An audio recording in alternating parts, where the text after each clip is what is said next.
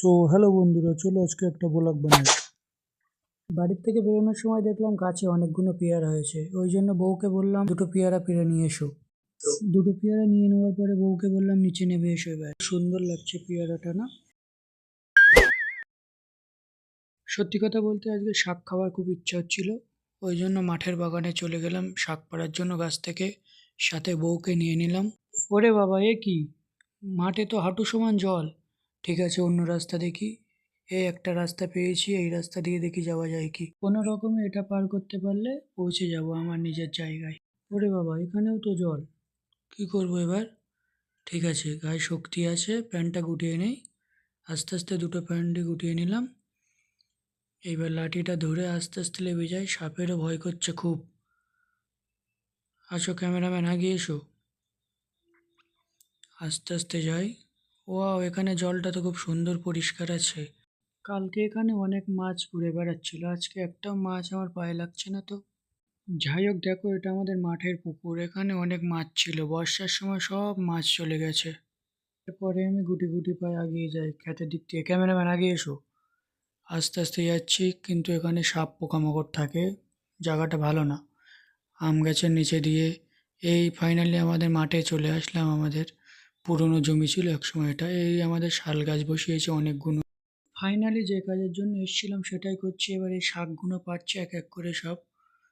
তো দেখতেই পাচ্ছ সব শাক পাড়া হয়ে গেছে, আমার হাতে কতগুলো শাক হয়ে গেছে। ওয়াও! আমি খুব খুশি কিন্তু আজ, হ্যাঁ, অনেক দিন পরে মাঠে এসে নিজে হাত দিয়ে শাক পেড়ে নিয়ে যাচ্ছি বাড়ির জন্য। আবার বাড়ি ফিরে যাচ্ছি, দেখতে থাকো তোমরা। ও, পার মধ্যে কি ঢুকে গিয়েছে আমার! আস্তে আস্তে যাই। জঙ্গল তো দেখতেই পাচ্ছ, জায়গাগুলো ভালো না আসলে। দেখতে তো পাচ্ছ কিরকম জঙ্গল হয়ে আছে। এই বর্ষার সময় সাপ পোকার খুব ভয়। গাছে আমও নেই। আস্তে আস্তে যাচ্ছি পাট ক্ষেতের পাশ দিয়ে। আস্তে আস্তে জলে নেমে যাই, নেমে গিয়ে পাটা ভালো করে একটু ধুয়ে নেই।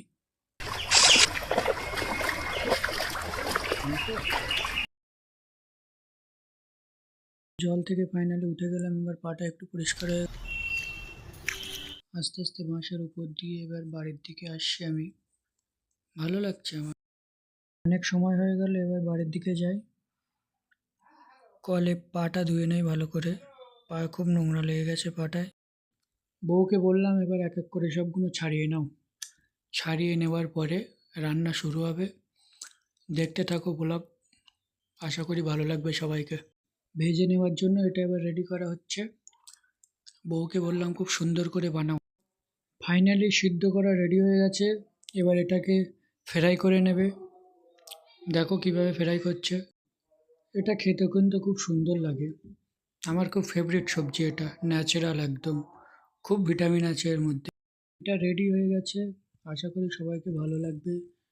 ভিডিওটা ভালো লাগলে লাইক শেয়ার করবেন অবশ্যই, সাপোর্ট করবেন একটু প্লিজ।